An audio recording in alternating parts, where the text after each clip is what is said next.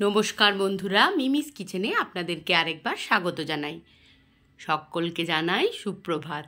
আবারও সেই রান্নাঘরের জানলা থেকে একটুখানি সকালের পরিবেশটা একটু ভাগ করে নিচ্ছি। আমার গন্ধরাজ লেবুর গাছ আর আছে দুটো তুলসী গাছ।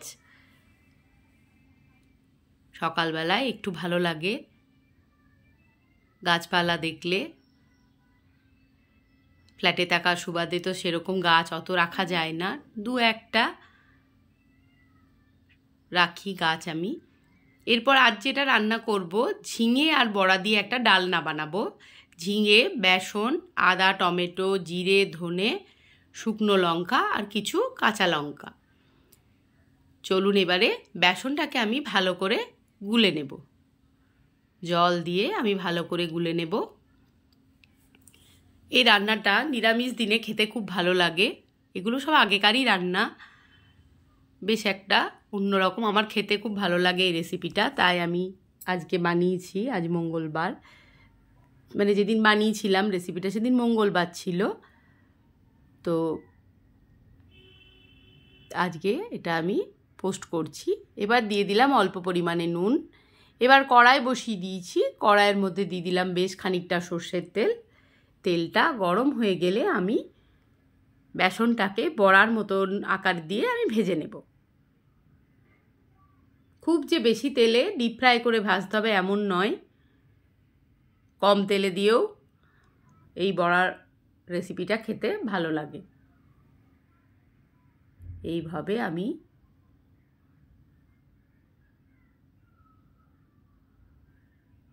তেলের মধ্যে বেসনটাকে বড়ার মতন করে দিয়ে দিচ্ছি। তারপর ভাজা হয়ে গেলে তুলে নেব। এই রান্নাটা যদি কেউ বাড়িতে বানিয়ে খেয়েছেন তো আমাকে অবশ্যই কমেন্ট করে জানাবেন। আমার এই রেসিপিটা খেতে খুব ভালো লাগে। এরপর কড়াইয়ের মধ্যে দিয়ে দিলাম আরও খানিকটা তেল। বড়াগুলো সব ভাজা হয়ে গেছে। এরপর ফোড়নে আমি দেব তেজপাতা, শুকনো লঙ্কা আর গোটা জিরে।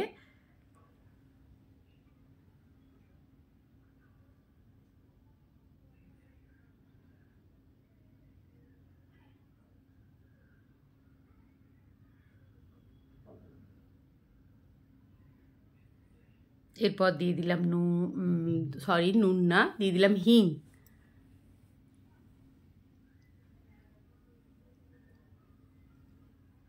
ফোড়নটা ভালো করে গরম হয়ে গেলে দিয়ে দেবো কয়েকটা চেরা কাঁচা লঙ্কা। এরপর কেটে রাখা ঝিঙেগুলো আমি দিয়ে দেবো। ঝিঙেগুলোকে এইভাবে লম্বা লম্বা করে আমি কেটে নিয়েছি।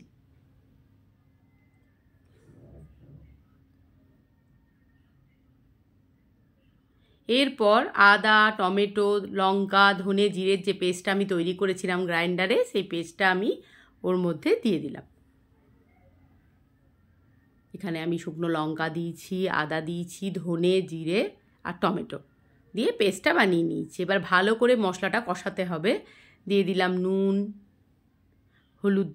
হলুদ দেব, মিষ্টি দেব,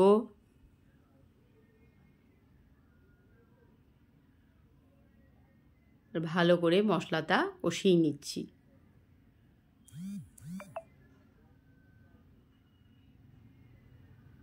মিষ্টিটা দিয়ে দিলাম।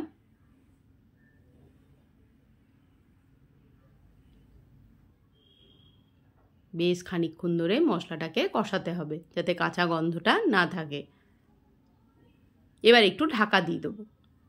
আপনি ঝিঙে থেকে প্রচুর জল বেরিয়ে যায়। দেখুন জল বেরিয়ে গেছে অনেকটাই। মশলাটাও প্রায় কষানো আমার হয়েই গেছে, ঝিঙেটাও নরম হয়ে গেছে। এরপর আমি বড়াগুলো ওর মধ্যে দিয়ে দেব।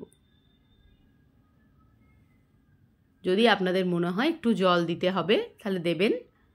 আমার কিন্তু আর মনে হচ্ছে জল লাগবে না, আমি আর জল দেব না। এটা একটু গা মাখামাখাই ভালো লাগে, যদিও বড়া জাতীয় জিনিসটা খুব বেশি জল টেনে নেয়, তাই একটু জল আমি অ্যাড করলাম।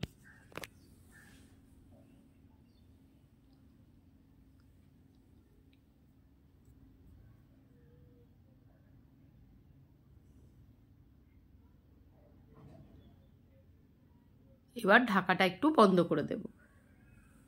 প্রথমে ভেবেছিলাম জল দেব না, কিন্তু দেখলাম না, বড়া যেটুকু কারি আছে সেটাও বড়াটা টেনে নেবে, তাই একটু জল দিয়ে দিলাম। এবার ওপর থেকে দিয়ে দিলাম ঘি আর দেব গরম মশলার গুঁড়ো। তাহলেই তৈরি হয়ে যাবে আমার ঝিঙে বড়ার ডালনা।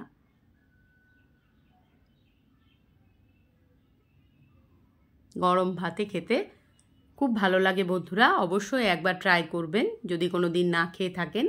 আর ভিডিওটি যদি ভালো লেগে থাকে তাহলে অবশ্যই like, comment, share and subscribe করে আমার পাশে আপনারা এইভাবেই থাকবেন। আপনাদের সুন্দর সুন্দর কমেন্ট পড়তে আমার খুব ভালো লাগে। সবাই ভালো থাকবেন, সুস্থ থাকবেন।